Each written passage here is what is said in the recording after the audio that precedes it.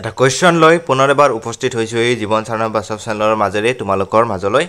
এতিয়া কথাটো হৈছে dimensional formula of alpha and beta work done is equal to alpha by beta e to the power exponential function into minus alpha t by k মানে হৈছে এটো বোলছমেন constant এতিয়া পোন প্ৰথমে আমি এইটো কোৱেশ্চন কৰিবলৈ আমি বোলছমেন কনস্ট্যান্টৰ আমি ভ্যালুটো উলিয়াই ল'ব লাগিব অৰ্থাৎ ডাইমেনশনাল ফৰ্মুলাটো আমি উলিয়াই ল'ব লাগিব বা ক্যালকুলেট কৰি ল'ব লাগিব গতিকে আমি বোলছমেন কনস্ট্যান্টৰ ডাইমেনশনটো কেনেকৈ আহে চাবা E is equal to energy is equal to 3/2 kT where T is temperature T2 is temperature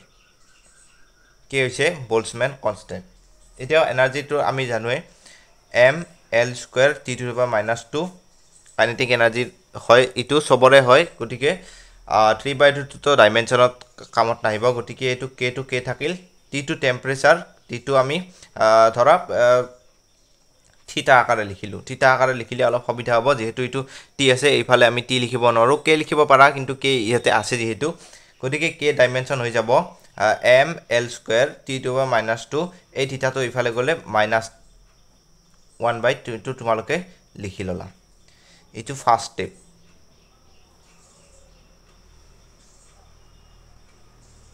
এটো একদম ফার্স্ট স্টেপ এটো কৰাৰ পিছত আমাৰ নেক্সট আহিব work done of তোমালোকে জানাই এনাৰ্জি আৰু work done ৰ ফৰ্মুলাটো আমাৰ সেমে হয় ডাইমেনশনাল work done মানে হৈছে fs force into displacement অৰ্থাৎ ফোৰ্স হলে ml t to the power -2 আৰু ডিসপ্লেসমেন্ট হলে ইটো আৰু এটা l স্কয়াৰ হৈ যাব গতিকে এইটো আমাৰ work done পালা এতিয়া আমি এইটো আলফা t কে এই ফলাৰ পৰা উলিয়াই লম এক্সপোনেনশিয়েল ওপৰত যিকোনো ফাংশন থাকিলে এইটো ডাইমেনশনলেস হয় গতিকে ULFA t by k = m0 l0 t0 হৈ যাব ডাইমেনশনলেস গতিকে ইয়াতে আলফা = k to k এর ভ্যালুটো আমি পাইছো এইখিনি তুমি এলকে হিফালে লৈ যোৱা ধৰা এনেকৈ লিখা m l square t to the power 2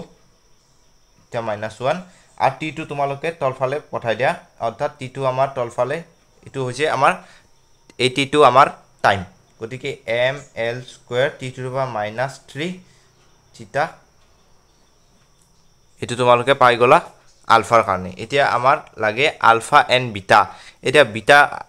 work done হৈছে ইখিনি আৰু আলফা আৰু বিটা এইখিনি টোটালি আমাৰ এটা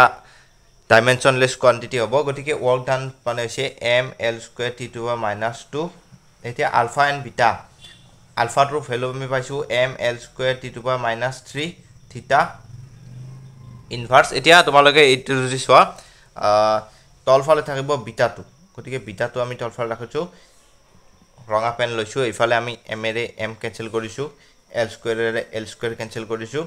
আৰু এইফালে তোমালোকৰ থাকিব ইকুয়াল টু তোমালোকে দেখি আছে স্ক্রিনত বিটা এইফালে থাকিব t to the power -2 into -1 মই কৰি লৈছো তোমালোকৰ অলপ বুজাত সুবিধা হ'ব এইটোৰে এইটো ক্যান্সেল গল গতিকে বিটা ইকুয়াল টু হৈ যাব এইফালে ক্রস মাল্টিপ্লাই কৰি দিলে আমাৰ t to the power -1 থিটা